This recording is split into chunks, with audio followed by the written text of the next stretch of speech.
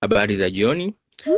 Natumai mnanisikia vizuri kabisa. Kwa majina naitwa Ami Julian kutoka CRDB Bank, na kama ilivyo ada yetu, jioni ya leo tupo mahali hapa kwa ajili ya kuzungumza, na kikubwa tunachozungumza ni uwekezaji.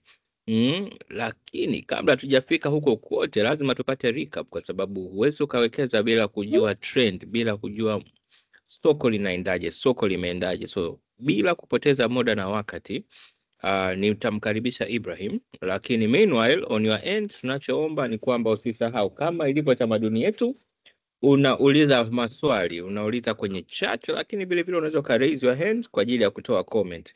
Lakini kwa sasa naomba nimkaribishe Ibrahim ili aweze kutupatia picha kubwa kabisa ya wiki ya leo, nini kimejiri sokoni, mambo gani ya kuzingatia na kadhalika. Karibu Ibrahim.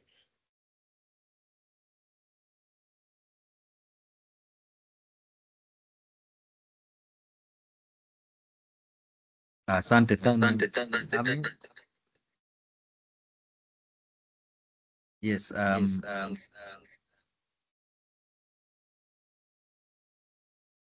Ami, ulisahau tu kusema kwamba leo pamoja na kwamba tutaanza na our recap ya wiki 40 kwenye upande wa performance ya soko la hisa na hati fungani, pia tutakuwa tunagusia performance ya kota ya tatu. Tutakuwa tunaangalia nini kimejiri hii kota ya tatu ambayo imeisha masiku kadha machache tu yaliyopita hapo, mwezi wa 7, wa 8 na wa 9, kota 3 ya 2025. Nini kimetokea kwa ujumla wake? Nini kimetokea kwenye uchumi, inflation, money supply, GDP growth. Tunaona leo au jana BOT wametoka kutaja ile CBR ambayo haijabadilika, imekuwa ni ile ile, lakini pia leo wamerelease ile official monetary policy committee statement. Tuta highlight hivyo vitu vyote kwenye session ya quarter 3 2025, lakini bila kupoteza wakati tuanze na weekly recap ya wiki 40 kwenye upande wa capital markets. Tukianza kama kawaida na our key market indicators, tunagundua kwamba kwa ujumla wake wiki hii soko lilipoa kidogo. Kwa sababu tunaona turnover imepungua kwa 28% kutoka 16 billion hadi bilioni 11.8. Haya ni mauzo ya hisa kwenye soko kwa wiki hii, lakini volume tunaona imeongezeka kwa 63%, kutoka milioni 8.4 hadi milioni 13.78 ya hapo tunaongelea zile hisa ambazo zime change hands, zimeuzwa na kununuliwa wiki hii. Tukiangalia upande wa mtaji wa soko kwa ujumla wake, total market capitalization imeshuka. Hapa tunaangalia sasa zile indicator mbili za masoko. Tunaanza na ile total market capitalization, mtaji wa soko kwa ujumla wake, ukichukua hisa zote za Tanzania pamoja na zile cross listed kutoka Kenya, umepungua kwa 0.86. Lakini mtaji wa soko ukiangalia hisa tu ambazo zimekuwa listed, ambazo ni kampuni domiciled in Tanzania, local companies, umeshuka kwa 0.88. Kwa tunaona kwa ujumla mtaji wa soko umepungua. Lakini tukiangalia sectoral indices, hapa tunaangalia index za hizi sekta tatu. Tunaangalia industrial and allied imepungua kwa 0.3, lakini ile ya banks, finance and investment pia tunaona imepungua kwa 1.5, lakini index ya commercial services imeongezeka kwa 0.38. Hii ndio index pekee ambayo wiki hii tunaona imeongezeka.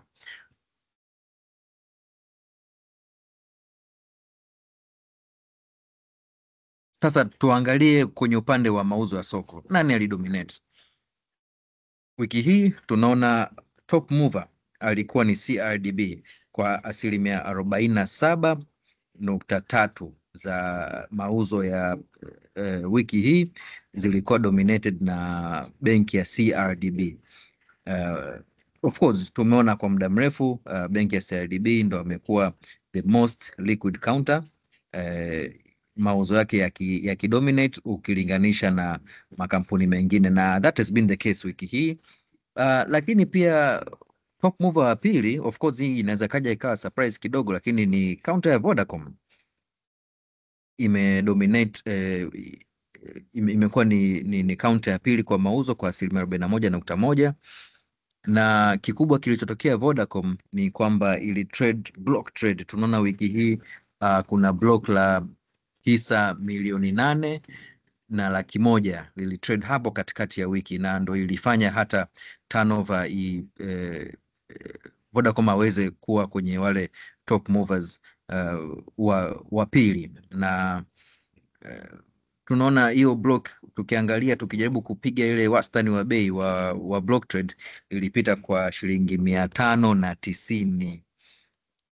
So that is Vodacom. Lakini cross listed counter ya JHL, hawa ni Jubilee Holdings Limited, ndo walikuwa top mover watatu wiki hii, ambapo yeye ame account for 6.8% ya mauzo ya wiki hii.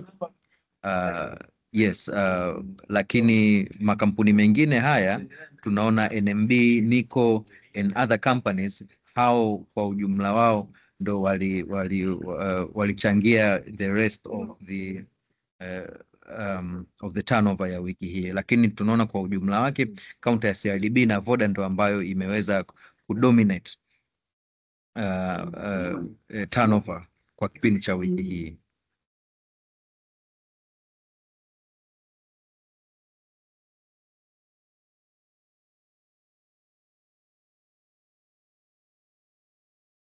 Okay, sasa hapa tunaangalia sasa pale ambapo hela zilitengenezwa na hela zilikuwa lost, na hapa najua ndugu yangu Ami atakuwa of a lot of interest, kwa sababu tukianza na counter ambazo bei yake ilipanda, the top mover wa kwanza, the top gainer wa kwanza huyu alikuwa ni Tatepa kwa 20.6%, bei yake ikifunga kwa shilingi 205, huku ikianza wiki kwa shilingi 170. Wale wawekezaji watatepa ambao ni matrader watakuwa wamepata 20.6%. Lakini DSC wiki hii, of course, baada ya karibia wiki moja au mbili bei yake kusuasua kidogo, wiki hii ameishia na ongezeko la 16%, akifunga kwa shilingi 5,800, huku wiki hii akianza kwa shilingi 5,000.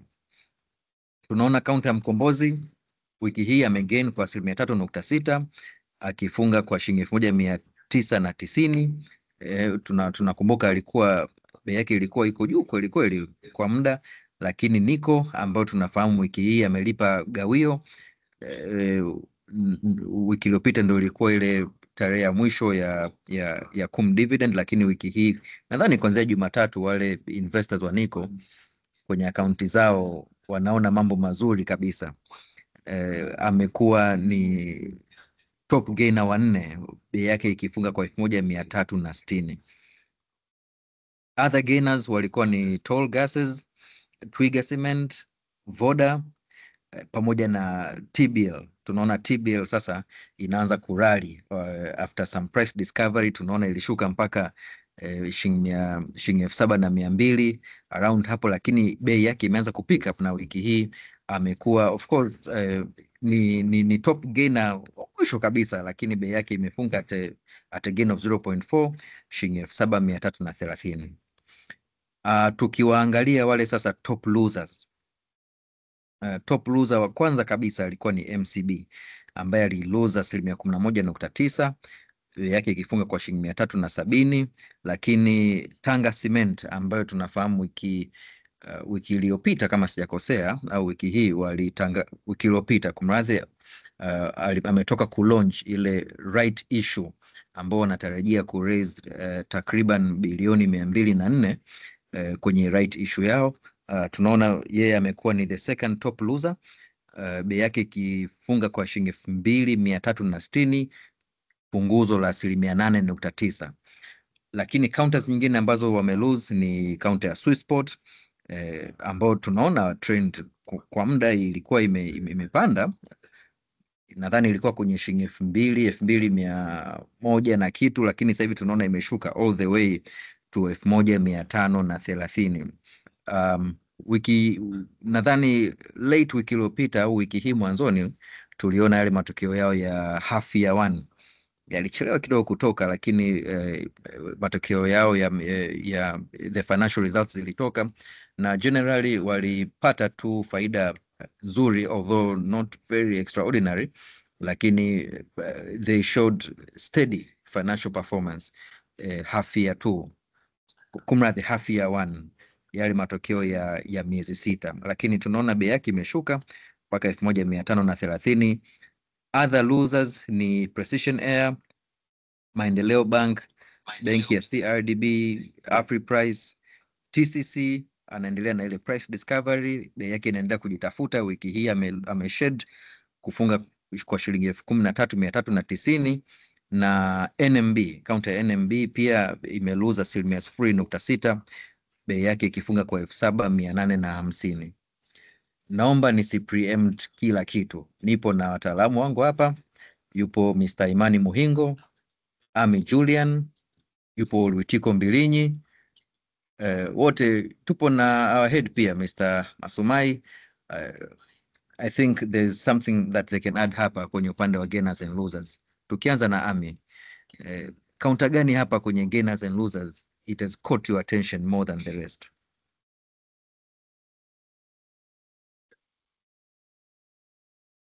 Kubwa naangalia the broader picture ya soko. Naona soko bado lipo kwenye consolidation phase. Tunaona blue chip stocks bado a visible trend haionekani, kwa sababu unakuta CRDB imetrace back, lakini ina trade within a range.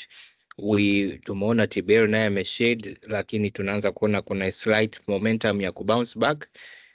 Vodacom as well amekuwa kitrade on a trend on a specific range for quite some time, so is Twiga Cement, hata DSE pia pamoja na NMB. So what I can say ni kwamba soko bado lipo kwenye consolidation phase.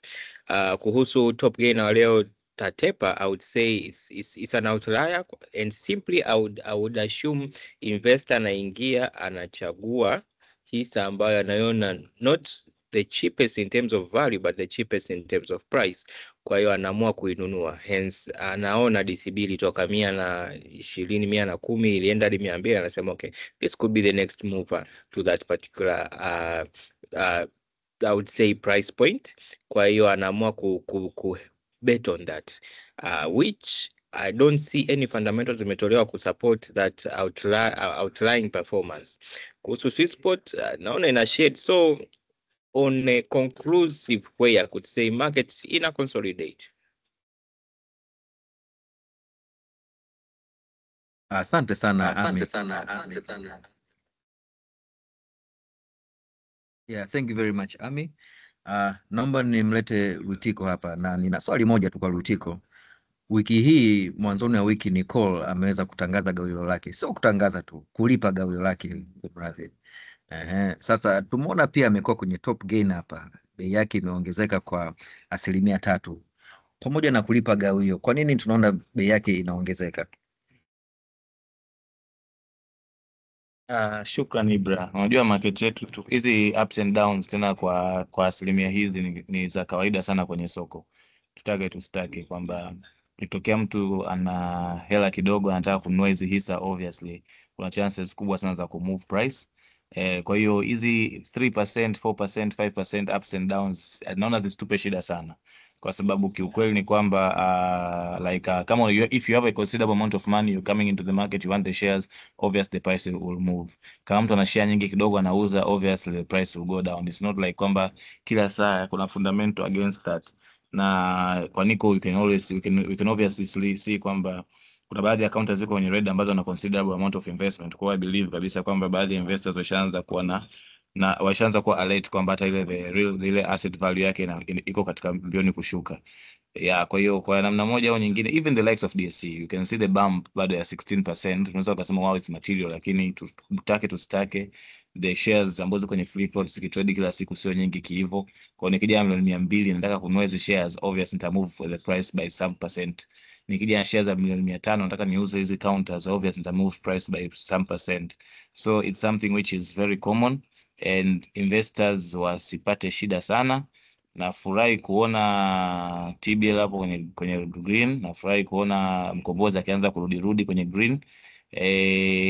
Labda tu nikurudishie counter question Ibra. Hapa kwenye gainers and losers. Nani unategemea kuona tena kwenye losers next week? Na nani unategemea anakuwa kwenye green lakini yuko kwenye losers? Just a simple question, ili at least mpenzi msikilizaji, na naomba wasikilizaji mtake note, hizi recommendations za Ibra, tutamjudge wiki ijayo kama alikuwa sawa au sio sawa. Kiukweli kabisa nina counter 2 na kwa upendeleo zaidi nadhani counter CRDB wiki ijayo inaweza ikaa kwenye green. Tunajua anything can happen this month, lakini naangalia counter CRDB, lakini pia naangalia counter ya Tanga Cement. Nadhani bado kuna nafasi ya Tanga Cement kufanya vizuri kwa sababu they are in a turnaround. Nilipata bahati ya kuattend launch yao, matokeo yao yanaendelea kuwa on an upward trajectory, and honestly the future is bright, so hopefully ita catch up na next week it can go back on the green. Ibra, naomba urudie na usisitize, kwa sababu tuna take note. You really expect Tanga itakuwa kwenye green next week? Kwa sababu kumbuka wako kwenye right issue kwa 1600. Hizi bei kuna namna zinaweza zisiconverge, lakini kuna namna zitakaribiana, kwa sababu investor yote of course mwenye shares akiuza sasa hivi afa karudi kununua kwenye right issue anatengeneza hela just like that. Alafu kuna yule ambaye anasubiria zile listed shares zile nyingi sokoni ili na yeye ajipatie pale. Ikatakuwa kwenye green au kuna red ya muda mfupi afu baadaye ndo tuanze kuona hizo greens in the long run. Let's see, you never know with the market. So my take is katika hiyo counter I believe katika hizo wiki mbili tatu mpaka wa list shares za IPO mpaka November hiyo, it should be on the red, kwa sababu kuna ile kwamba mimi na share 100 za Tanga nauza kwenye soko leo, alafu na sometimes muda wa subscription ushaisha. Kwa obviously nitauza leo kwenye soko kwa 300 nipate hela kusubscribe kwa 1600 1,000 yangu ile. Kwa bado nitabaki na position ile, lakini nimetengeneza money hapo katikati. And that's how people are making money, and that's how you investors should be smart making money. Sasa watu wengi wakiwa wanafanya hiyo technique, obviously the prices will keep on going down kwa sababu supply itakuwa kubwa kuliko demand, na ananunua sasa hivi anajua kabisa kwamba right issue siipati tena. Kwa whoever is buying right now is an investor ambaye anafikiria kukaa na Tanga Cement for a couple of days or a couple of years.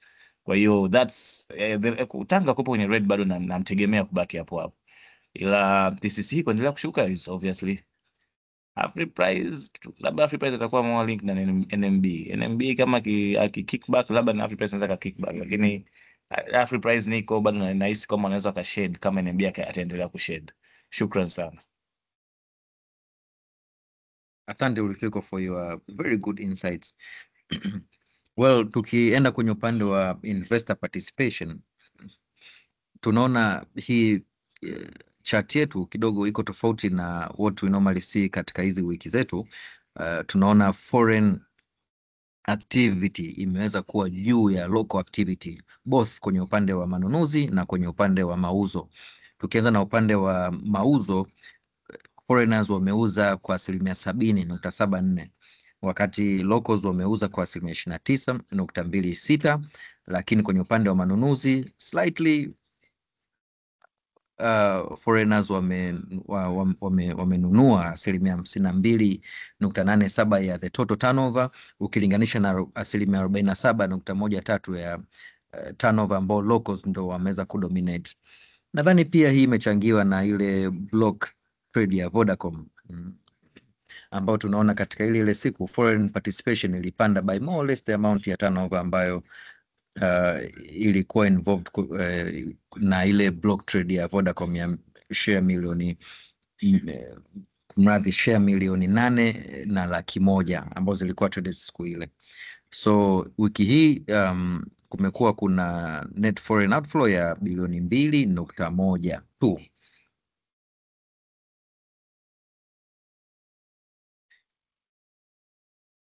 Tukienda kwenye upande wa hati fungani, hapa tunaangalia secondary market bond performance. Tukianza na kwa ujumla wake turnover, hapa tunaangalia kwa ujumla government bonds au hati fungani za serikali pamoja na hati fungani za makampuni au corporate bonds zilipanda. Well, it was a very busy week kwenye bond market au kwenye fixed income market, kwa sababu ukilinganisha na wiki iliyopita turnover imeongezeka kwa 276.2. Wiki hii turnover yote imekuwa bilioni 155.4. That shows kwamba kwa kweli wiki hii turnover ilikuwa au activities zilikuwa ni kubwa sana, lakini just to put it into context, wiki iliyopita turnover ya bond market yote ilikuwa ni shilingi 41 bilioni 41.3 billion, lakini wiki hii imekuwa 155.4 billion.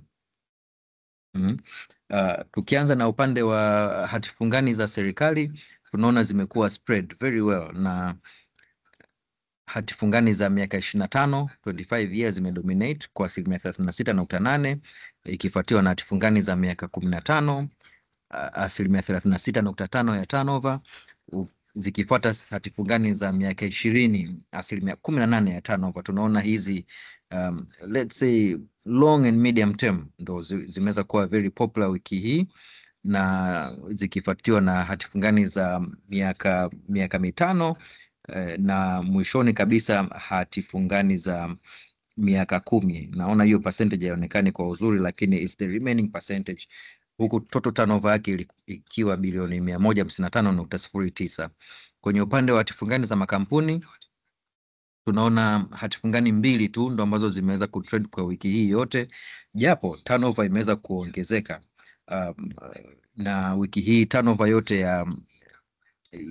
ya hati fungani za serikali imekuwa ni milioni 333, huku Samia Infrastructure Bond ya CRDB ikidominate turnover kwa 79% ya mauzo yote, pamoja na Azania. Hii ni bondi yangu, inaitwa bondi yangu, ambayo ni bondi ya miaka 3 ikitrade kwa turnover iko tu 21% ya mauzo ya corporate bonds wiki hii nzima. Kwa kifupi, hivyo ndo ambavyo bond market in terms of turnover imeweza kuperform. Lakini pia tukiangalia zile yields, zile returns ambazo hawa investors ambao wameinvest especially kwenye upande wa government bonds wiki hii, na hapa nitamwomba tena Lwitiko aje hapa atupe maoni yake. Tunaona kwamba the highest returns wiki hii sio kwenye bonds za miaka 25, zimekuwa ni kwenye bonds za miaka 15, 13.5%, zikifuatiwa na bonds za miaka 25, 13.3%, zikifuatiwa na bonds za miaka 20, 13.2%, miaka 10, 12.7%, na miaka 5, 12.3%. Lwitiko, naomba uwape hawa investors your take on the yields or the returns ambazo watu walio trade bonds wiki hiyo wamepata. Honestly speaking, naangalia hii table kwa maumivu makubwa sana.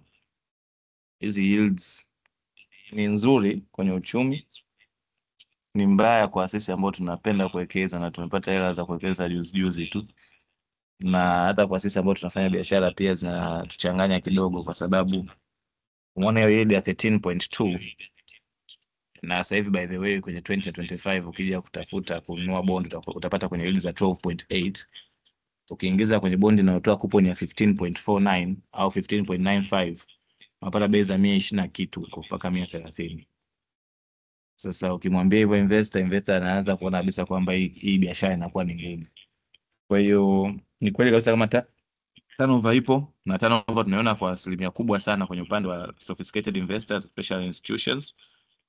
Hata ukiangalia muda wa juzi umeperform, lakini bado subscription kubwa imetoka kwenye institutional investors na sio retail. Retail wametukimbia kidogo, unaona bei ni kubwa, wanapaki hela zao mpaka pale yield zitakapo improve. Na kwa mimi ambaye na trade kila siku, that's good news. That's not good news. Kwa hiyo naangalia hizo yield, na kiukweli tunavyoendelea, we are still keen kuona BOT atasema nini kwenye hii half ya kwenye hii, kwa yeye ni half ya pili. Kwa hiyo sisi tunaangalia ni kota ya mwisho wa mwaka, lakini ni half ya pili, na atakachosema BOT ndio tutajua kabisa kama hizo yield zitaendelea kushuka au zitapanda kidogo, lakini I'm witnessing a significant decline in retail participation kwenye hizi transactions za bond, lakini sophisticated investors especially pensions and collective investment scheme wao hawana option, inabidi kuendelea kununua kwa sababu they have idle funds and they still need to make returns. Amala takuwa sasa na wao, where are they going to place their money, where are they going to park their money? Kwa hiyo that's my take, and kucomment kama tutazitapanda au zitashuka naomba nifanye baada ya kuona exact BOT anafanya nini. Tumeona kabisa kwamba 25 years ibidi iwe 25 years ya mwisho ibidi iwe reopen, lakini akaita mpya 10 years akakubali ku reopen. Sasa minada inayofuata especially wa 15th na wa mwisho wa mwezi huu, I'm very keen kuona kama atakubali ku reopen au ataleta bondi mpya kabisa. Akikubali ku reopen maybe inaweza kupanda dogo sababu coupon bado ni nzuri zile kidogo. Na kama sophisticated investors watakuwa washapata bond zao kwenye secondary market, labda wanaweza wasiingie kwa wingi sana, lakini kama zile zitakuwa repriced then mambo yanaweza kubadilika kidogo, na tutaona labda participants watabaki sophisticated investors na sio retail investors. Shukrani sana Ibra. Hayo ni maoni ya our expert.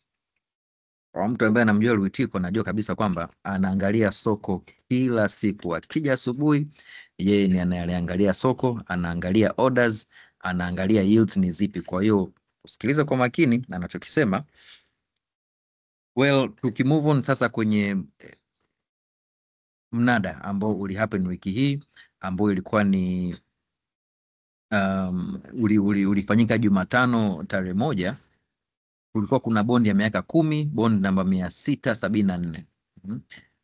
Hii ilikuwa ina coupon ya 13.5, ambapo tunaona ile minimum successful price, ile cut off ilikuwa ni 104.5 kumradhi, na ile weighted average price ilikuwa ni 105.8392. Kulikuwa kuna tofauti ndogo tu between the minimum successful price na weighted average price for successful bids, lakini the weighted average yield to maturity ilikuwa ni 12.4457.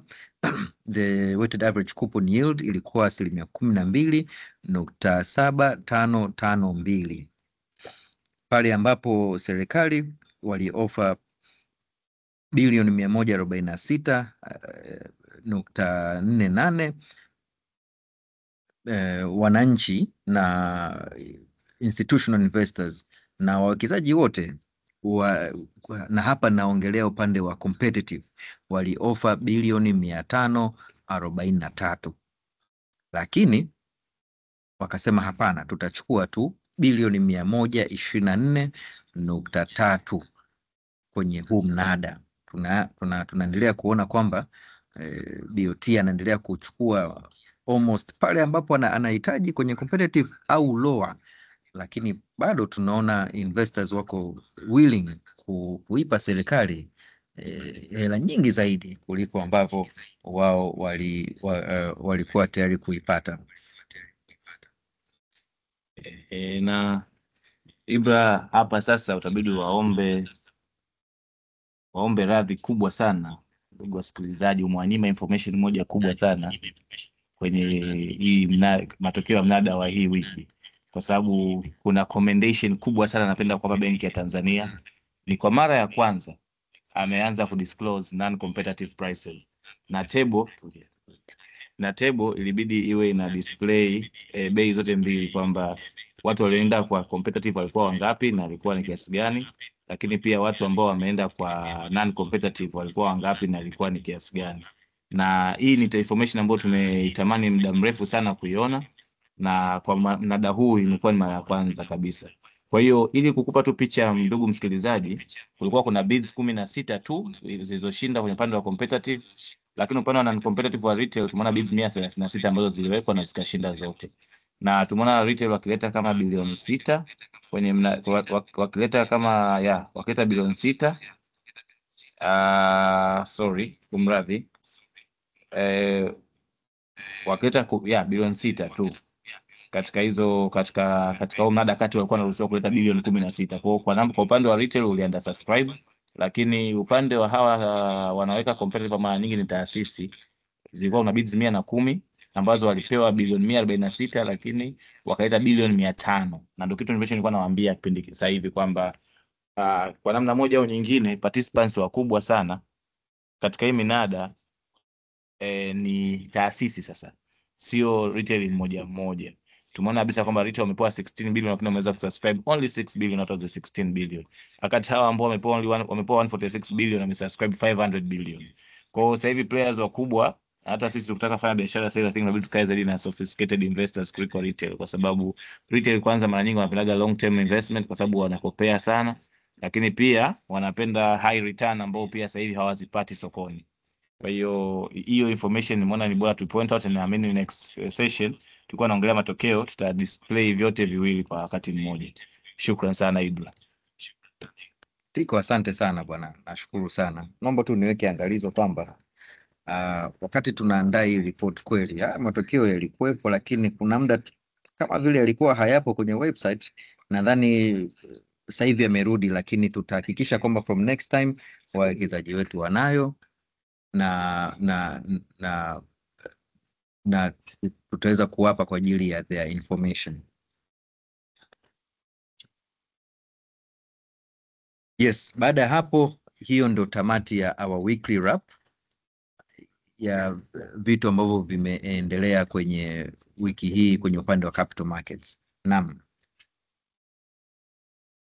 nisipoteza wakati mwingi sana, kama tulivyokuwa tumewaahidi wasikilizaji wetu wa investors kwamba leo tutakuwa tunaongelea ile performance ya quarter 3. Nini kimetokea kwenye upande wa masoko ya hisa na fixed income. Na hapa again nipo na wataalamu wangu hapa, yupo Chief Imani Muhingo, nipo na Ami Julian, nipo na Lutiko Mbilinyi, na wote kwa pamoja tutaangalia kwa karibu zaidi what happened during quarter 3 2025.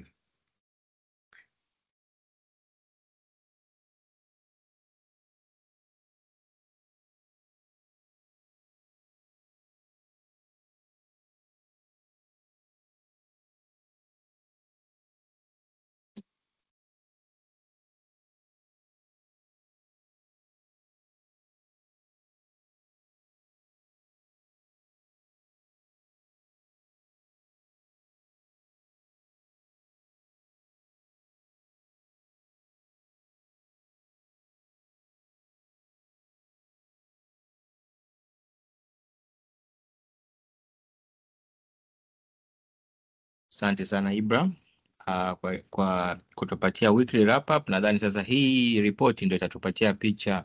Nakumbuka Riteko alisema tusishtuke sana tunavyoona hizi weekly movements. Sasa twende tukaangalie trend ya miezi mitatu, because from there we get a direct picture or we get a clear trend on nini kinaendelea, uwekezaji wake una move vipi. Sasa hatuwezi kuongelea counter moja moja ama hatuwezi kuongelea kampuni moja moja kabla tujaongelea uchumi mpana, ili kujua tuna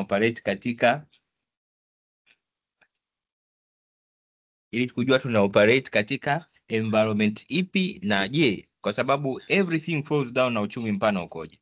Moja kwa moja tuende tukaangalia gross domestic product, ambayo hiki ni kipimo ambacho kinaashiria uzalishaji ama uzalishaji ndani ya nchi, ambao it's an indicator ku gauge growth, ukuaji wa uchumi ndani ya nchi. Sasa what is the trend so far? Tunaona uchumi quarter ya 3 unatarajiwa kuwa 6%, kukua kwa 6%, ambapo quarter ya pili ilikuwa kunakuwa kwa kasi ya 5.5%, quarter ya kwanza ikiwa 5.4%, huko kulikuwa kuna significant growth in 13.6 kwa quarter 4 ya 2024, na hizi ni kwa sababu uchumi wetu more or less ni cyclical. Sasa on a larger scale naweza tukasema kwamba expectations ni uchumi kuwa around ukuaji wa 6%, lakini leo tumeona vile vile sera ya kifedha kupitia ile monetary policy committee wakitangaza kwamba central bank rate ambayo ni rate ama ni riba elekezi katika uchumi wetu. Kumbuka mandate ya BOT ama central bank yoyote ni kazi mbili kuu. Kwanza kumanage ama kucontrol ukuaji wa bei, yani inflation, lakini pili ni kumonitor full employment.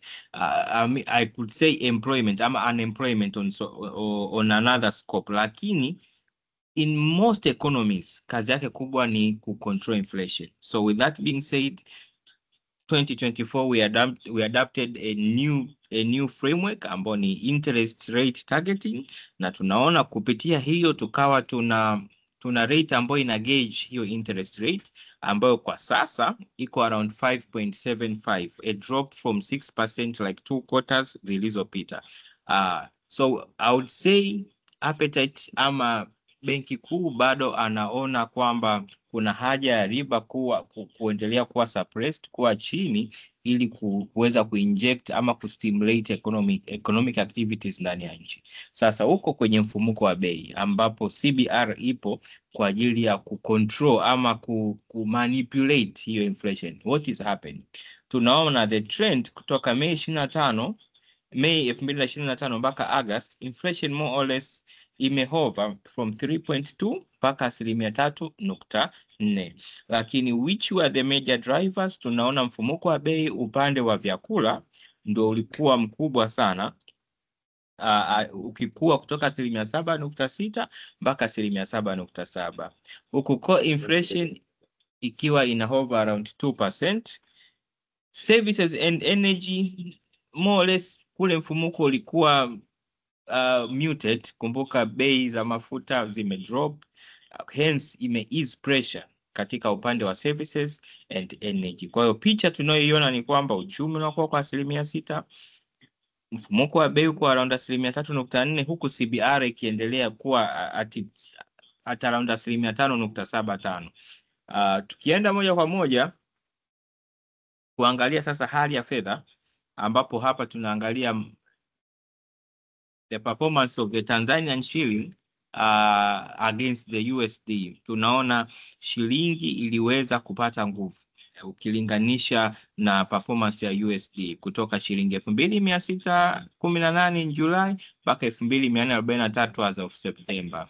Na it's not a country specific phenomenon. Tunaona the same trend ikiwa upande wa Euro USD, tunaona the same trend ikiwa upande wa Pound Sterling versus the USD, lakini tunaona hata upande wa bei ya dhahabu kule tunaona there is a huge ride upwards. Why?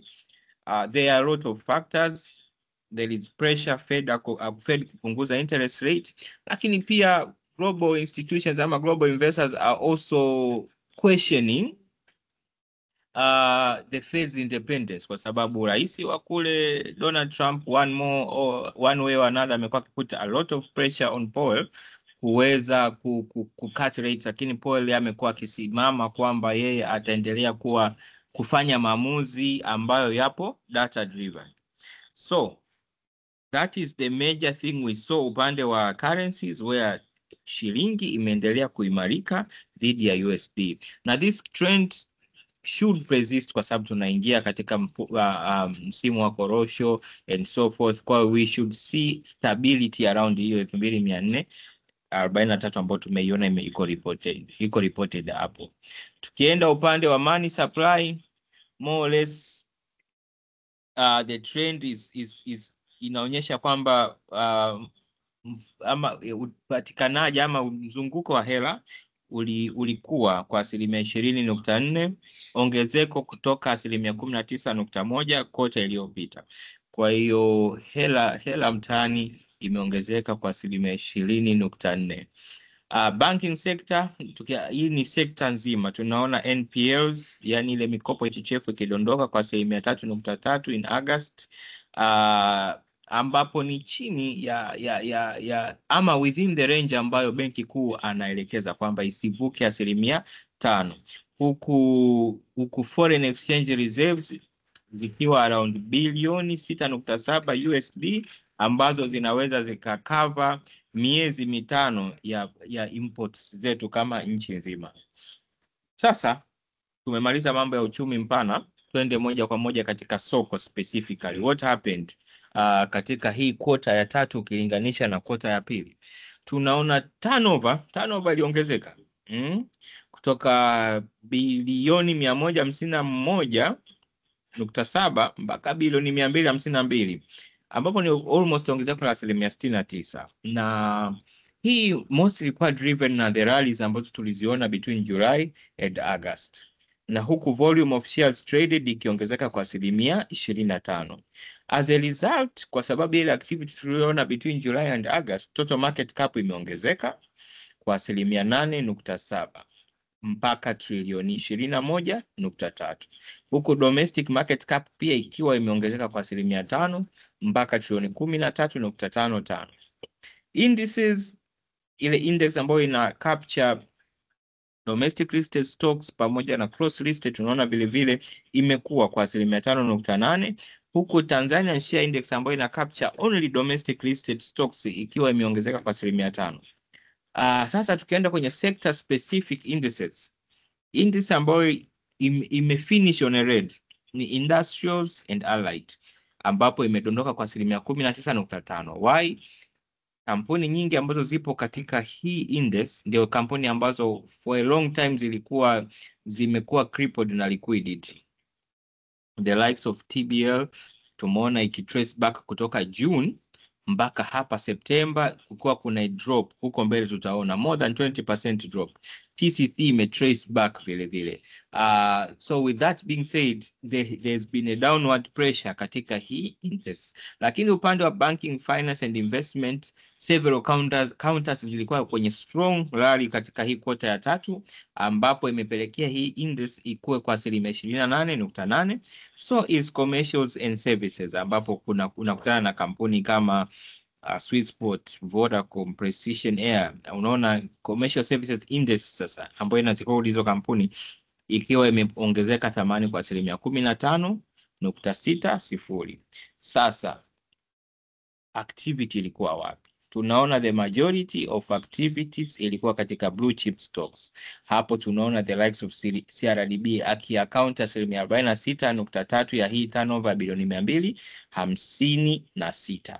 Tunaona pia counter kama TBL imekuwa one of the busy stocks kwa sababu moja, the liquidity is back, lakini pia the dividend was just continue to surprise us, hence interest imerudi.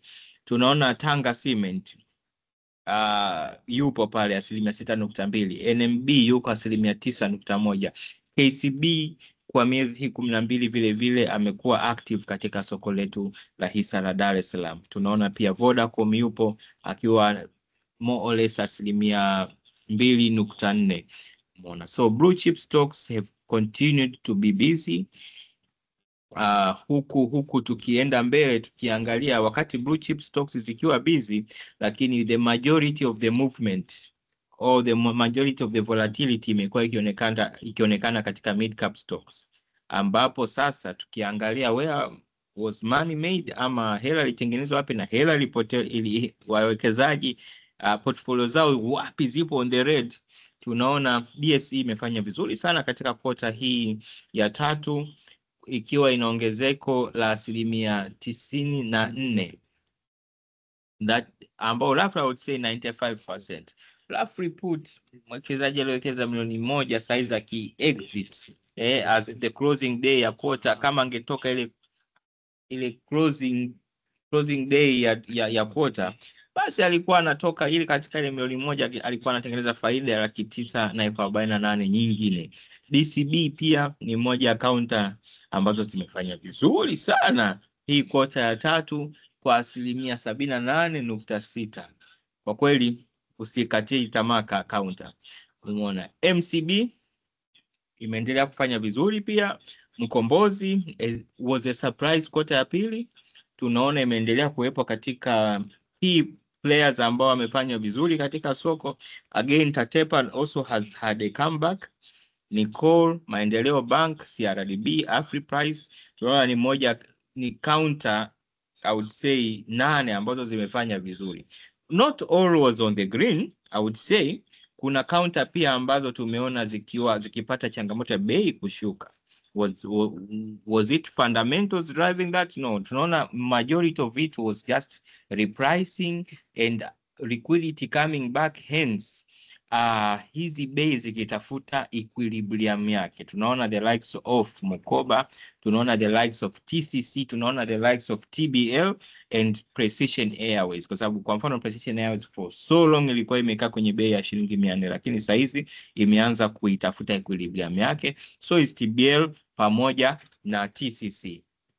Sasa huu ni upande wa equities. Labda kabla tujamia upande wa bonds, ni waite wadau mbalimbali waweze kutoa maoni yao, nikianza na Ibrahim ambaye ndio mtaalamu wetu wa research hapa katika kitengo chetu cha capital markets hapa CRDB. Ibrahim, when you see this chart, lakini umeona pia uchumi mpana umefanyaje katika kota hii ya pili, kota hii ya tatu, what message ama what insights do you derive? Asante sana Ami. Well, kwa kweli hapa tunaona kwamba capital markets, especially equity market, inakuwa very vibrant.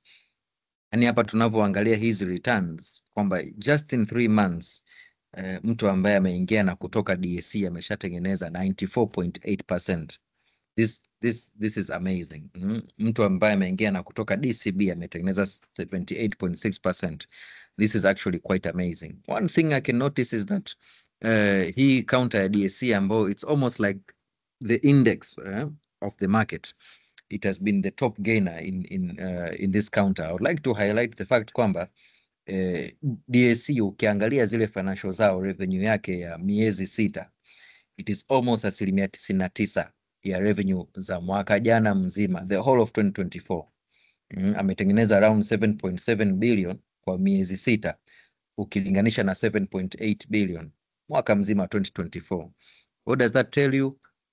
Investors are already planning or anticipating kwamba the full year results, well, they can actually be very, very good, which will translate into DSE having more revenue and potentially higher dividends come next year. But hapa tunaona pia ile BI index pia ikifanya vizuri. You look at the likes of DCB, MCB ambao watu wengi sana hawaiongelei, yupo hapa kwenye top mover.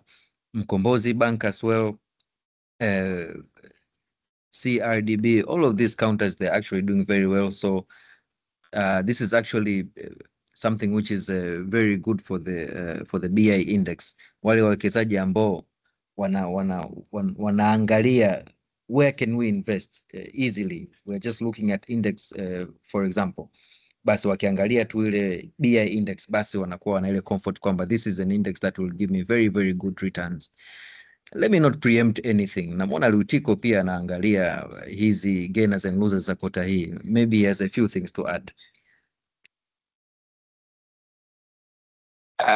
Sina cha kuadd sana. It has been a busy quarter kiukweli. Na Ibra amepoint out vizuri performance ya DSE mpaka afia. I'm very sure kwa quarter 3 performance ya DSE pia imekuwa ni very strong. Transactions zimekuwa ni nyingi, tumeona a lot of repricings, bei zikipanda, bei zikishuka, activities zikiongezeka baada ya ile sheria zile kubadilika, na the market has been vibrant. Labda tu my key point out ya katika hii slide ni kwamba how do we see the fourth quarter of the year. Sijajua, labda wenzangu mnaweza mkawa na different perspective. Naona kama kuna slowdown imeanza kutokea kidogo, au ni kwamba watu wanaanza kuspeculate like how are things going to be in the Q3, kwa sababu nikiangalia transactions zinavyoenda hapa katikati, nikiangalia prices nyingi zina cool down kidogo, na pia kuna wale investors ambao walikuwa disappointed na kwa baada ya bei kupanda sana alafu wakanunua off base kaanza kushuka. lakini pia kuna impact kubwa ambayo tunaiona kwa hizi yield ambazo zinacheza sokoni. Sasa sijajua like Ami, what will be your outlook kwenye hii Q4, na pia ukitake into factor kwamba what will be your outlook kwenye hii Q4 ukitake into factor kwamba tunaenda Christmas, tunaenda end of year, fund managers wana consolidate na kutengeneza return. How do you see? Do you feel like easy activity ambayo tumeziona Q3 unaweza ukaona kama zikireplicate Q4 au slow down itaanza kutokea? I think kwa upande wangu ungekuwa hakuna hizi fenomeno mbili, nilikuwa naweza nikasema kwamba activity zinaweza zikapungua. Lakini Ritiko, tukumbuke kuna mifuko miwili ambayo strictly inawekeza kwenye hisa. Mmoja nadhani umeshafunga IPO yake, ile VETE, ile ETF, lakini pia tunaona kuna index fund ipo, sawa. Sasa with that being said, hawa wote wakishakusanya hizi hela, cool off period ikisha, inabidi waje sokoni. Most of the time cool off period inakuwa ndani ya mwezi mmoja, ambapo we would say mostly ni between November coming back, one fund coming back in November to start investing, another one December. Sasa with that being said, kama retail investor wangeshy away, bado naona these funds coming in bringing activity here and there, kwa sababu atahitaji kununua hizi hisa aweze kuwekeza katika mifuko ile as of their mandates. Lakini at a larger scale pia I would say activity inaweza ikawa muted kwa sababu we are seeing a consolidating phase. Lakini pia kila mtu saizi anaielewa ile phenomenon kwamba December, November prices they are down, so I think also everybody will be looking towards buying. Sasa with that being said, naomba nibadilishe. I think there might be a turnaround. There might be a turnaround come November, come December, unlike other years. Naona Ami atake activity nyingi, anataka kuanza kuandaa likizo zake na kufunga mwaka vizuri. Ni kweli mifuko miwili inakuja na I'm sure washaanza kufanya activities sokoni, na the only issue ambayo kwenye mifuko inanipa changamoto kidogo ni kwamba ni amount ambayo wamecollect. Sitaki kuamini kama wanaweza kama collect amount kubwa sana ambayo inaweza ka move the market significantly, especially ukiangalia levels za turnover. I believe hela lo collect in turnover ya wiki moja, wiki mbili. Kwa hiyo sitaki kuamini kabisa kwamba wanaweza wakawa na impact kubwa sana kwenye market at large.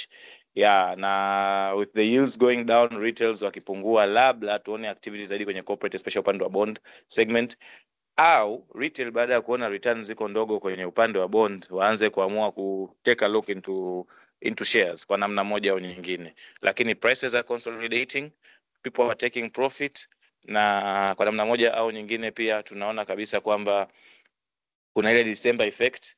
Sijajua nyie wawekezaji mnaonaje, December mnawekeza au mnaenda kupumzika baada ya kuwa na very good productive year? Kwa hiyo labda tu kwa huu mwezi unaweza kuwa na speculations kidogo, kwa sababu I'm very sure kuna watu wana speculate performance, na hizi bei tunazoziona sokoni zikicheza zikipanda zikishuka sometimes ni speculation performance. Wengine wanahisi kabisa kama baadhi ya taasisi zitaperform vizuri kutokana na trend, kuna wengine wanahisi kama zitaperform vibaya kutokana na hiccups hapa na pale.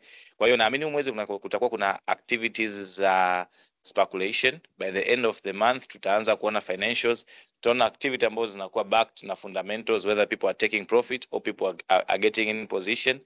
Come November, watu wataanza likizo, zile likizo za muda mrefu zile, na hela za Christmas zitaanza. Pale unaona kutakuwa na slowdown hapa na pale. Lakini kwa wewe mwekezaji, mimi ningekushauri kwamba uendelee kutunza hela zako, kwa sababu kama kweli watapunguza activity November, December, basi unakuwa ni muda mzuri wa kuingia. Na kwa record inavyokuaga ni kwamba anaingiaga November, na kama fundamentals na back hiyo kampuni, mara nyingi February wanacheka sana. Kama February, January pale wanachekaga sana. Kwa hiyo pia ni point ya kuchukua kwamba kama kuna ile kikoba kitavunjwa pale December na bei zikuwa zimepooza, basi fikiria pia kuinvest kidogo kwenye soko la hisa. Lakini pia kama unadunduliza, basi endelea kudunduliza ili base kama kwa ile base ta cool off, take a good position, and I'm sure if the fundamentals back the company, then obviously you will be happy come February, come March next year. Shukran sana. Ritiko, umekuwa ukisema basic cool off, lakini I don't know for the past 2 years naonaga ile hiyo phenomenon kama inaanza sio kwamba haipo, ila kama ni barafu inayeyuka hivi. Unasema ni kweli, yani kuna namna kama kwa mfano kama counter ya CRDB mwaka jana ilianza kupick mapema kidogo kuliko tulivyozoea. Ilianza kupick mapema kidogo, lakini you can always appreciate January tulikuwa 670 my friend. kama mwezi wa tano muda wa dividend tuko 800. Hiyo tu gain bado ni gain ambayo ni very lucrative gain. Alafu baada ya mwezi wa sita tumeona movement nyingine. Kwa hiyo bado tunaendelea ni kwamba inaweza ikaanza kupick mapema kidogo, lakini always we can see. Na I think labda Ibra anaweza kusaidia session ijayo kuangalia prices za counters last October, last November, last December, alafu akaitrace paka mwezi wa sita aone watu walivyo gain hela pale. Yeah. I think that would be a good call. I think next week tujicommit kwanza kuangalia price trends. November to December. Maybe we go back for the past 4 years and to gauge sasa tuone kama is there phenomenon ama inapungua kiasi gani, ili tuweze kuandaa hizo hela za likizo vizuri na kujua kama kabisa kweli should we take positions or not. Likizo zinafanyika mwezi wa 6 tucha take profits. Nasema mwezi wa 12.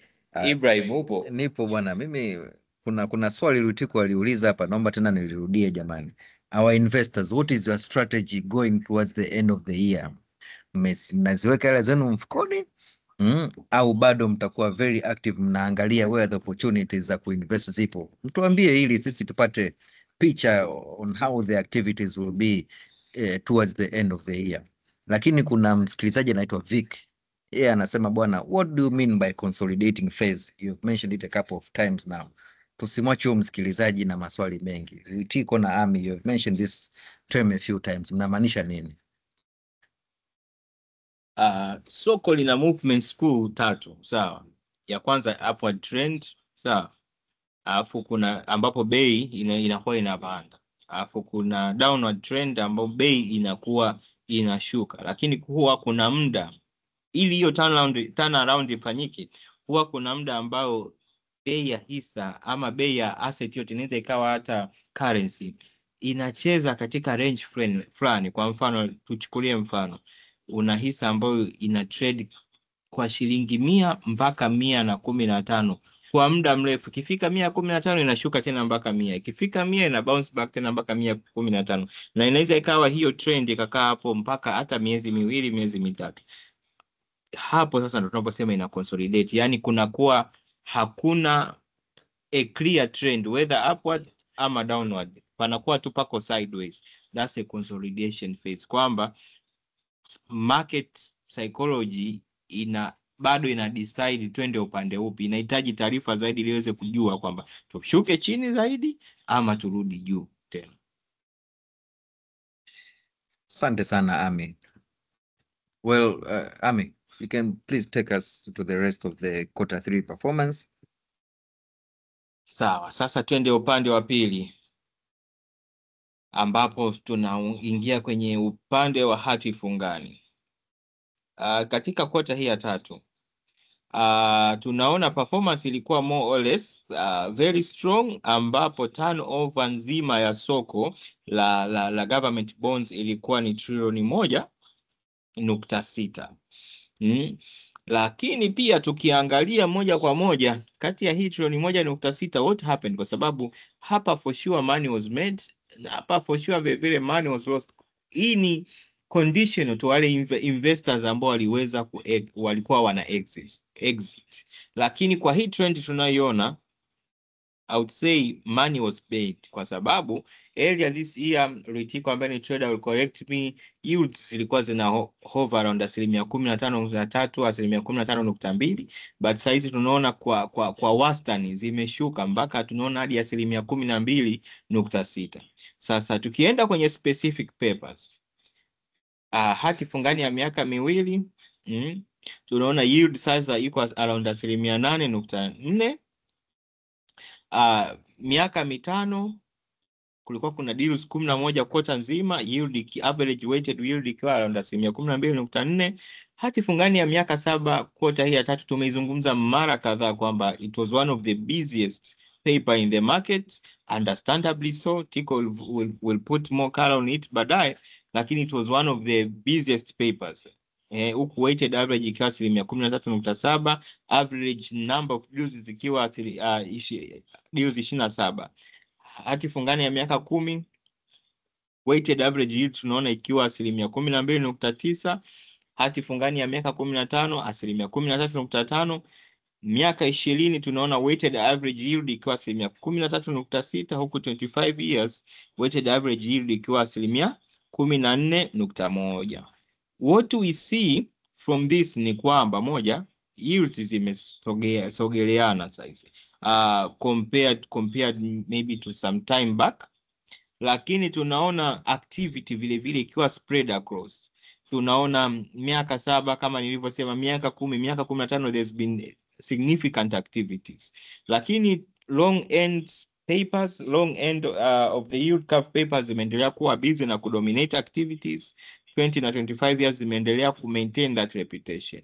Upande wa corporate bond tunaona turnover quarter nzima ilikuwa bilioni 2.29, huku among the early papers to come in the market upande wa corporate mwaka huu, Samia Infrastructure Bonds ambayo more or less ni paper ya CRDB Bank ikiwa the busiest. Maybe Litiko can shed some light on this, on more or less. Kwa miaka nyuma nilikuwa naona corporate papers zinazokaribia kumachua ndo zinakuwa zina activity kubwa ndani ya soko, lakini this time naona paper mpya ndo imekuwa busy. Maybe is it the size, ama is it the investor awareness, or is it both? What is driving this activity? Mi kwa upande wangu, what I can typically say kwenye hii situation, it's more or less the return hizi paper ambazo zina trade sokoni. It's also something that ni moja ya factor. Ukiangalia paper ambayo imetrade sana hapo, utakuta paper kama Samia imetrade iko katika 12% na sasa hivi na less than 5 years to maturity. So you can imagine kwa ukiwa na investment unataka 12%, uinvest kwa 3 to 4 years, where do you get that opportunity? Kama 10 year paper ya juzi tu peke yake imeenda kwa 12.4 yield. So you can imagine like where will 4 years paper be?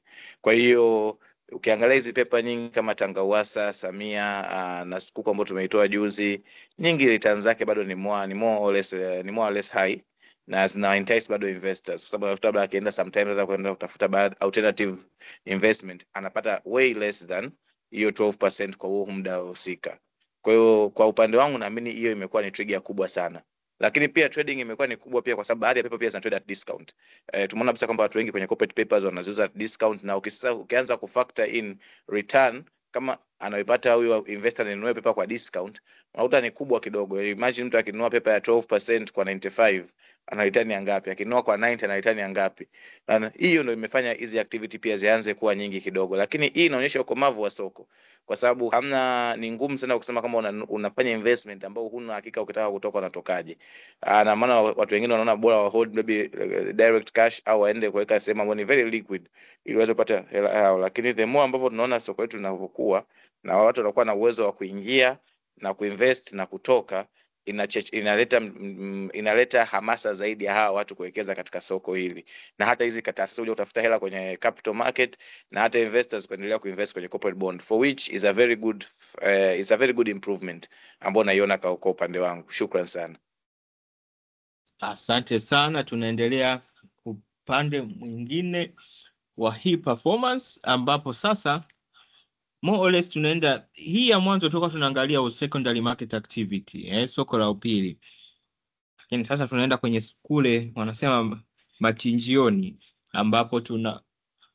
ambapo tunaona mwekezaji anaenda kununua moja kwa moja kupitia mnada wa Benki Kuu ya Tanzania.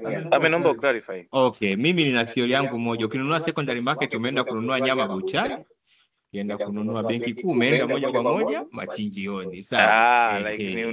Ni bora umesema hivyo kwa sababu isije watu wakahisi kama Benki Kuu inachinja, ambao sio kitu kizuri. Hapana. Sawa. Sasa activity katika soko la kwanza, primary, soko la msingi. What happened?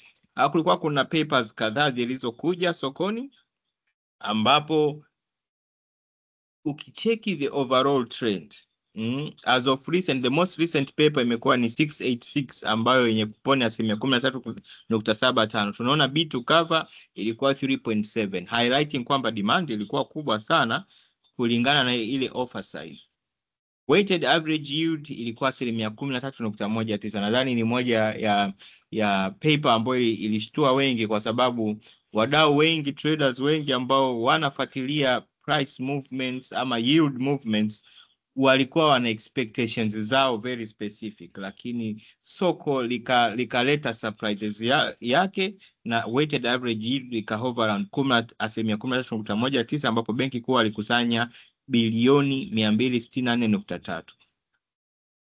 Of course tukiangalia bid to cover ratio ambao mwekezaji anaweza kujiuliza ni nini. Hii ni indicator ya kupima demand ndani ya mnada husika. Anything less than 1 it shows weak demand, lakini anything above 1 it shows strong demand. Tunaona of course weak demand ilikuwa kwenye paper ya miaka 5 yenye kuponi 12.75, lakini pia paper ya miaka 5 hii nadhani hii ilikuwa ile opening 673, more or less demand haijawa strong huko, na these are the few things ambazo tunaziona katika soko letu kwamba unlike other markets kama Kenya, Uganda, kule demand iko kwenye shorter end of the yield curve. Huku Tanzania watu wanavutika zaidi na bondi zenye miaka ya muda mrefu zaidi, wakinunua ile coupon, na more or less naweza nikasema they are willing to buy that coupon at any price, even at a premium. That is what we are seeing, and as of a result tunaona demand kubwa zaidi iko katika hizi paper, lakini the highest demand ilikuwa observed katika paper ya 675 yenye kuponi ya 15%, ambapo bid to cover ilikuwa around 4.6. The strongest demand tumeiona katika kota hii ya 3, ambapo weighted average yield ilikuwa 18.42. Nini tunachokiona sasa from a trend wise view? Tunaona yield zinapungua kwa sababu in the same quarter kulikuwa kuna paper mbili za miaka 25. One coming with a yield ya 14.42, lakini the latest one ikija na yield ya 13.19, hence showing kwamba bei za hati fungani hizi zinaongezeka. The premium is increasing. Luitiko, you've been a participant, you have experienced hii minada yote as a trader. How was the pressure? Kwa sababu sisi hapa tunaona demand, lakini wewe ume experience hadi ile investor sentiment, mtu anakupigia simu anahitaji hati fungani hii hapa. How was the pressure, lakini what drove the market kwa kota hii ya 3 upande wa primary bond options? Shukran sana Ami. Kwa haraka tu, kwanza the pressure is bad, the experience is hard. Unajua hamna kitu kizuri kama unamhudumia mtu afa akitoka pale anakuwa na furaha kabisa, lakini pale ambako mtu anaingia kwenye mnada na milioni 100 anatoka pale inabidi aongeze milioni 10 au amekosa, it's a very hard challenge, lakini tunaendelea kupambana nayo, na mimi naamini kabisa kwamba the yields zinaendelea ku narrow down ni kwa sababu ya activity. Unajua I think soko letu pia limeongezeka, the knowledge imekuwa kubwa kwa watu, lakini pili tunabidi tukubali kabisa kwamba kwa namna moja au nyingine taasisi nyingi za kifedha zimeanza kutumia hizi bond effectively kutengenezea hela, na tumeona kabisa kwamba watu wengi wamekuwa nakopeshwa against bond, hence demand kuwa kubwa kwenye long term kuliko short term. Ngana bond ya miaka 5 hata kama anakupa riba ya 15%, huwezi poa hela nyingi kama mtu mwenye bond ya miaka 20 ambaye anapoa riba ya 14%, kwa sababu ana longer time ya kurepay huo mkopo wenyewe husika. Kwa hiyo watu wanakuja, yani utakuta demand kubwa ambayo inakuja kununua hizi bond, na watu wanunua bond ili wakopeshwe, ili waikopee, walilizi hiyo equity yao, wafanye mambo yao mengine, wakijua mkopo utalipwa na bond automatically. Hiyo ndio imekuwa demand kubwa sana ya watu. Lakini pia kuna activity kama mme notice katika ile chart ambayo tumeipresent pale kwamba kuna tenya nyingi zinafanya biashara. Kwa tenya za 15 years zinafanya biashara, kwa tenya za 5 years zinafanya biashara. Na hii imekuwa ni most of the pensions ziki-exit zile paper zao za zamani, na zimekuwa zikiuzia mabenki. Na unakuta pension na paper ambayo ishaka miaka 10 bakiza miaka 5 na muuzia benki. Akiuza tu anabaki na liquidity. Akishapata liquidity anarudisha na BOT achukue paper za long term. Sasa hiyo activity pia imefanya BOT apate hela nyingi sana kwa namna moja au nyingine. Kuna baadhi ya taasisi, kuna baadhi ya kwenye benki time frame to maturities matters a lot. Kwa sababu kwenye zile haircut wanazozifanya. Kwa hiyo unakuta kabisa kwamba yeye labda anaweza akaprefer kununua bond secondary iliyobakiza miaka 5 kuliko kwenye mnada wa miaka 5, kwa sababu basi anapata yield kubwa kuliko ile anaingia kwenye mnada, au timing ya mnada labda sio karibuni na yeye anahitaji hiyo paper kwa ajili ya kufanyia biashara. Kwa unakuta pension amekuwa ki-offload sana hizi paper. Sasa mtu ana offload bilioni 100 200, afa anarudisha yote kwenye mnada, anachukua long term. Ndio maana tumeona pia hii pressure inazidi kuwa kubwa hapa na pale. Kwa hiyo na ni kitu ambacho sioni kama kikiisha anytime soon, kwa sababu one, bado hizo papers zipo, lakini two, labda si mambo yanaweza ikayumba demand ni kwa retail kama benki hazitashusha rate, lakini kama benki zikishusha rate, basi this might become a new mwoko baadaye. I think kwa majibu hayo mimi nimeexhaust ulichokiuliza, lakini kwa wale investors especially ambao wanataka kukopea hizo bondi pia wanapata shida sana, kwa sababu base zinavyokuwa, yield zinavyokuwa ndogo, unakuta ability ya wale mkubwa kujilipa unakuwa ni mdogo pia. Kwa hiyo imekuwa ni changamoto kubwa sana kwa investors, na kuna baadhi ya investors wameamua kupaki kwanza mpaka yield zitakapo improve kidogo. Kwa hiyo tuipe muda, tuangalie Q4 ya kwetu, Q2 ya serikali inavyoenda. I believe kwa namna moja au nyingine, labda kama watu wakipaki hela na kusipokuwa na activity nyingi sokoni, maybe zinaweza zika improve, lakini ikitokea kama base ikapan, na ikitokea kwamba benki zikashusha riba, au investors wakaona bado wanaweza kukopea hizi bondi zilizopo, then this might be the new normal. Piko hapo hapo ulipokuwa. We have a few of our listeners hapa wamekuja na maswali machache. Anasema kwamba nini kinawa attract, huu ni Kevin Furaha anasema nini kinawa attract retail investors kuwekeza mamillions kwenye hati fungani na sio kwenye equities. Alafu ameuliza, na hapa nataka umpeleke shule kidogo, je, nini tofauti ya yield na coupon rate?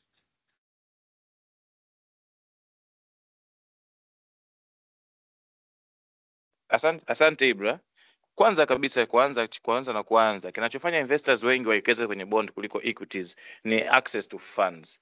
Unajua, ukiwekeza kwenye equity, siku ukitaka ile hela yako, ukitaka kupata hela out of the equity, the most likely solution ni kuuza zile shares zako.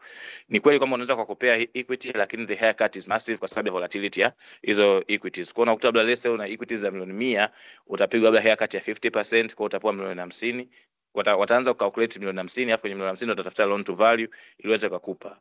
Lakini pili, ukiwekeza kwenye equity, dividend sio certain.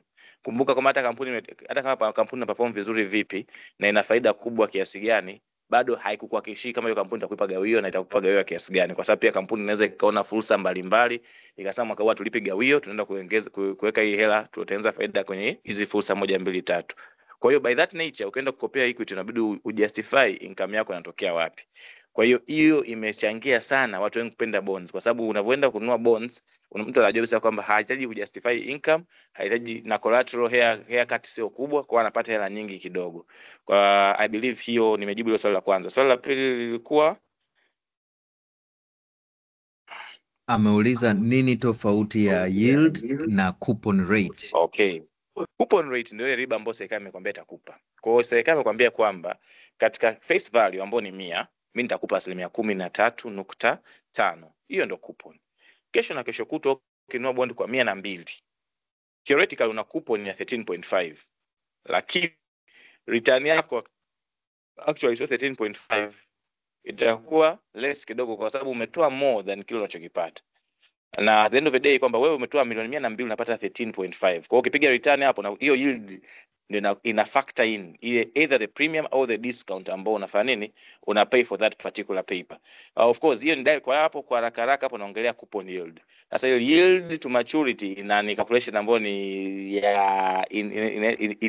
it goes a bit deeper ku factor in kama una reinvest ile fund katika hiyo rate unapata kiasi gani, lakini ni complicated sana. Labda nikupe tu kwa urahisi kabisa, kwa namna ambayo unaweza kaelewa kabisa kwa haraka. Tuanze na coupon to yield, ambayo utasema kwamba kama umelipa milioni 100 na kama unapokea milioni 13.5 na umelipa milioni 102, obvious return yako ni 13.2 na sio 13.5 tena.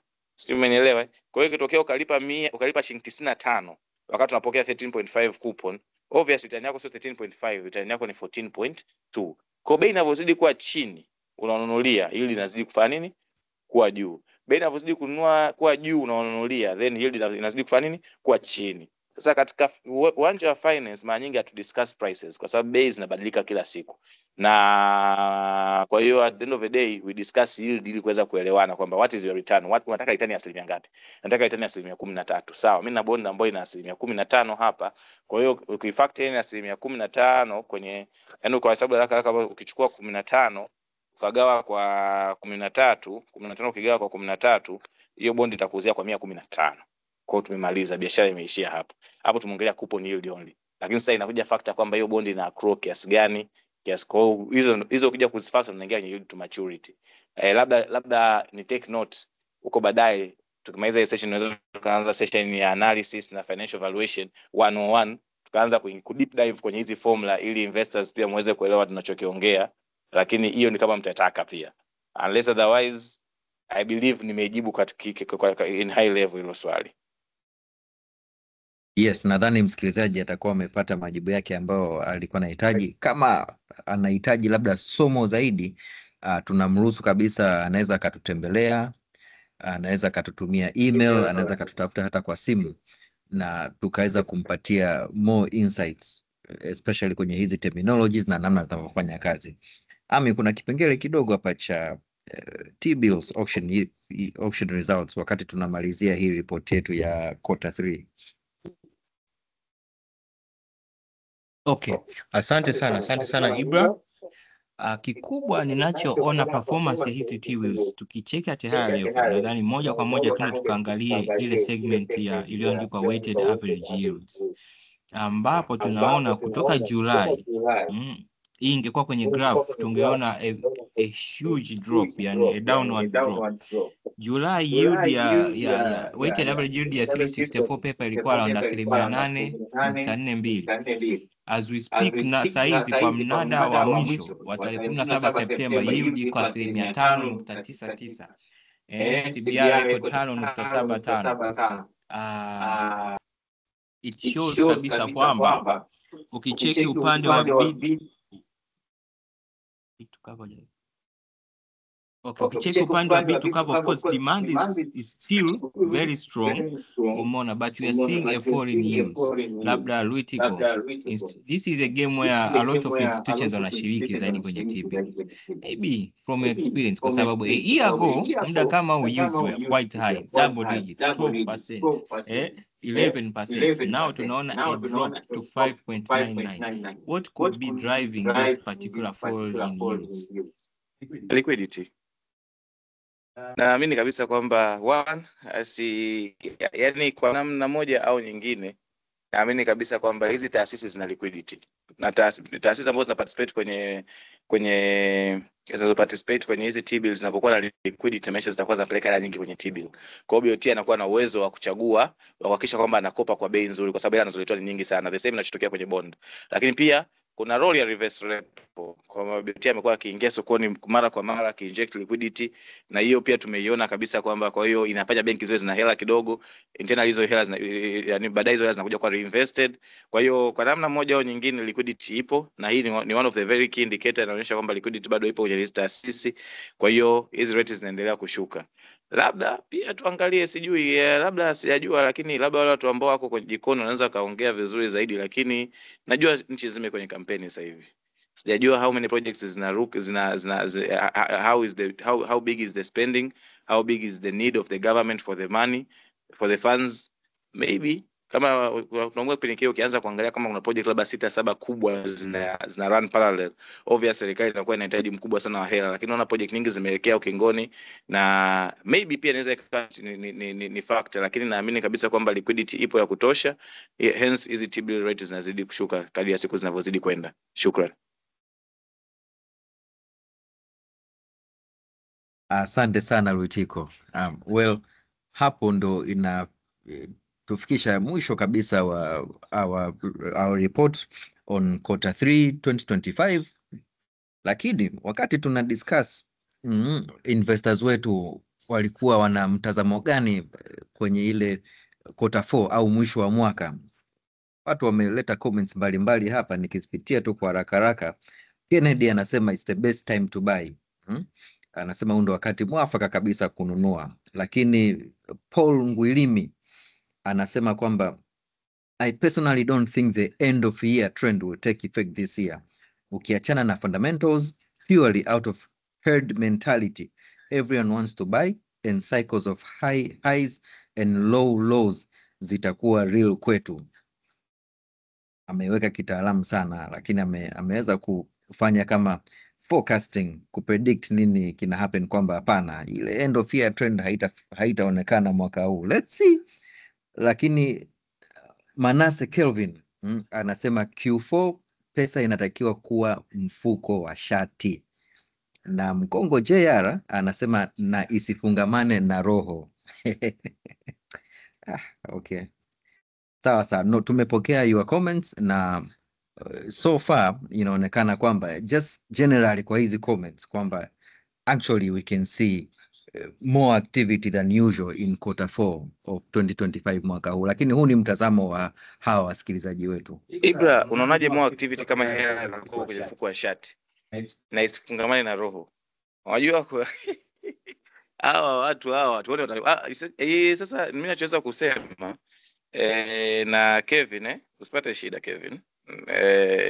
Wewe weka hela kwenye mfuko wa shati, niuzie hizo hisa, mimi nitanunua, tukutane. Na nilichokuwa naongea, I think guys we should really consider this. Kwa nini tuanze kwenda likizo Pasaka na June? Kwa sababu pale ndo inakuwa muda ambao wa ku take profit kwa most of the counters. Tunaga ni muda wa ku take profit, wa kula dividends.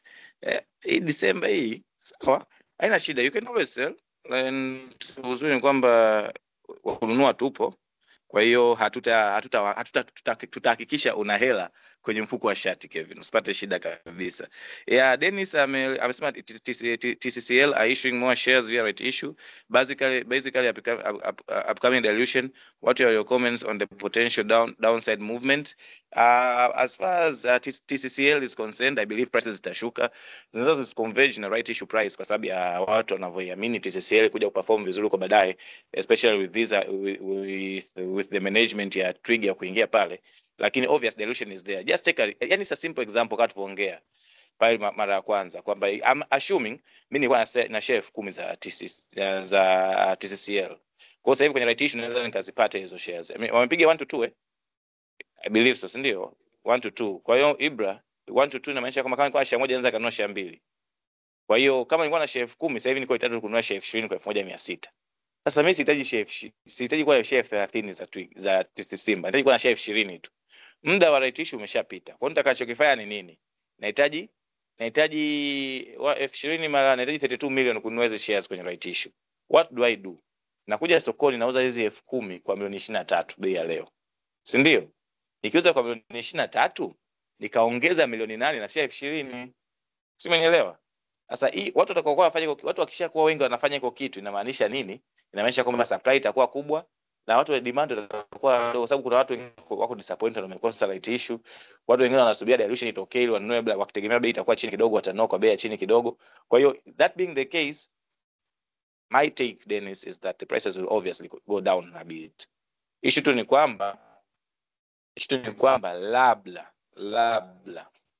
wale watu ambao ni strategic investors ambao hizi shilingi 200, 300, 400 differences za 20-10% hawaziwazi sana, wakiwa na forward outlook ya miaka 5, 10 wanaweza ka take position basi ili bei isishuke sana, lakini the theory dictates lazima ishuke kidogo.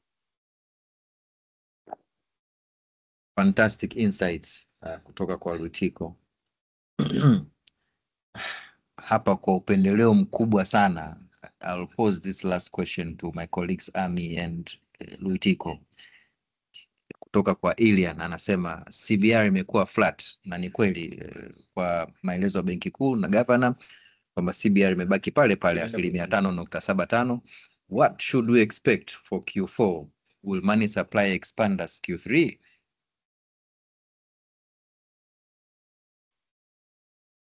Ibra Imani anaomba kucomment on the CBR kuwa flat. Naona investors leo hawajamsikia na washazoea sauti yake, tumekuwa main katika hii sector. Karibu Imani. Asante sana. Asante sana Ami na Ibra. Nimefuatilia mjadala, mimi mwenyewe nimejifunza mengi. Naona Q3 performance ilikuwa nzuri, green nimeziona za kutosha pale, lakini kwenda moja kwa moja kwa manufaa ya muda, kwenda kwa moja kwa moja kwenye swali.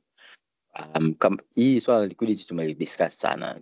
Tumeongea mara nyingi kwamba benki kuu anaangalia kama liquidity inategemea kuleta impact, anaangalia inflation, anaangalia vitu kadhaa kabla hajafanya maamuzi ya kuongeza liquidity au kuipunguza.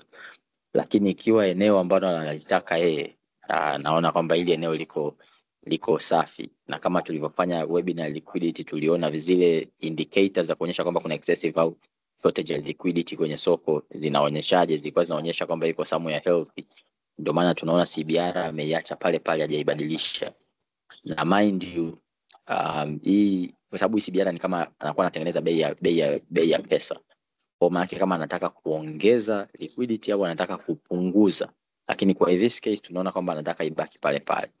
Na ana njia nyingine, hata zikibaki hapa pana njia nyingine za kuongeza au kupunguza. Hii maana yake ni kama anataka kumove markets, tuseme labda kwa kama intervention tuseme. Lakini kama kukiwa na shortage ya liquidity, maybe anaweza kaendelea kuinject hapa ilipo. Tunaona 7 days interbank rate iko somewhere mid range, it's not excessive, haijavuka zile bandwidth ambazo wameziweka. Tunaona inflation nayo iko on the lower end ya ile target range aliyoweka kati ya 3 na 5. I think ndio maana amebaki somewhere hapo alipokuwa anataka, kwa nini kwamba yuko comfortable na ile liquidity. Kama ataanza kuiondoa tutaona, na tunajua hizi policies zinakuwa na lagging effect. Kwa hata angebadilisha leo ingelag kwa muda mrefu kidogo, kwa inawezekana hata kuintervene, anategemea hii liquidity kwa mfano inaenda kwenye bonds, maybe ita spiral into other things. Kama hizi yields zinaendelea kushuka, ita spiral into other sectors, itaenda into real sectors, itaenda kuwekezwa, maybe itaenda kwenye hisa au kwenye real estate au kwenye uwekezaji mwingine wa biashara, kwenye nyumba na vitu kama hivi. Kwa interpretation manake hajaona need ya kuintervene significantly, hajaona need ya kumove CBR kubadilisha movement ya interest rates. Yuko comfortable where it is. Anaona liquidity maybe iko somewhere not excessive, lakini iko somewhere healthy. That is what I would say. That is how I would interpret the report. Asante. Shukran sana Imani, you always hold dear mambo ya monetary policy. Na yani kuna mambo, kuna traders, kuna finance officers, alafu kuna wachumi wenyewe. Yeah, I think bosi hapa naangalia kabisa anaogopa jamaa sija kachukuliwa na Ministry of Finance au BOT akasaidia kuweka sera za nchi. I believe we have exhausted most of it, na naamini kabisa kwamba the session has been productive kwa namna moja au nyingine. Sijaona maswali mengine yote ambayo yamekuja hapa. Kwa swali moja la hizo charges, I think kwa namna moja au nyingine, bahati nzuri tunaomba ni clarify kwako Martin kwamba sisi kwa upande wetu ku comment on charges sio area sahihi ya comment on charges za benki, lakini kwa hiyo I think tumejitahidi kujibu kwa kadri ya uwezo wetu. Lakini kama una any more query katika hiyo, unaweza ukavisit pia branch wakakusaidia zaidi. Naamini kabisa kwamba tumeexhaust maswali na tumekuwa na session nzuri ya kuangalia kota hii. Ndugu mwekezaji, ni muda wa kuangalia sasa, what do you do next? Tunaelekea mwisho wa mwaka. Kuna watu wanataka kuweka hela mfuko wa shati, kuna watu wanaona kama ni opportunity ya kuingia. Q3 financials zinakuja ambazo zitatupa picture hizi kampuni zinaweza kama perform vipi mwaka mzima, zinatupa picture gawio linaweza likaangukia wapi mwakani. I think ni muda wa kuangalia sana what to do next, whether to invest or to exit. Lakini ninachoweza kukuambia for sure ni kwamba wale watakaofanya maamuzi sahihi hii quarter 4 ambao tupo, by the end of quarter 1, mid quarter 2, watakuwa na furaha sana. Na wale watakaofanya maamuzi ambao si sahihi kwenye hii quarter 4, I'm very sure mwakani watarudi kununua zile position kwa different price, na labda wanaweza kaa hawana furaha hivyo. Kwa hiyo kwa namna moja au nyingine, let's stay tuned. Tuko hapa kila siku, kila Ijumaa kuanzia saa 12 mpaka saa 2 jioni, tukidadavua soko, tukiangalia opportunities zilizopo, na tukijaribu kuhakikisha kama wewe mwekezaji unakuwa equipped enough kuweza ku make a very good investment decision. Yeah. Na kwa hiyo karibuni sana, lakini pia next session inapokuja karibu mwalike na mwenzako, na kama una maswali yoyote unaweza ukadrop kwenye email ambayo tumeandika hapo, na naamini kwa hiyo tunaweza tukasament tukafunga hiki kipindi kwa muda huu, unless otherwise I'm Ibrahim na chochote kile cha kuambia kuaga wawekezaji. Asanteni sana. Naona wote wameridhika na hawana cha kusema. Shukrani sana. Kama mkijua kama next week mtu alikosa au alichelewa kuingia, anaweza kupata hii session kwenye recording. Itakuwa kwenye channel yetu ya YouTube ya CRDB Bank. Lakini pia kwa wale ambao wamesubscribe wanapata email ya recording, right? Ya, karibuni sana na asanteni na muwe na usiku mwema.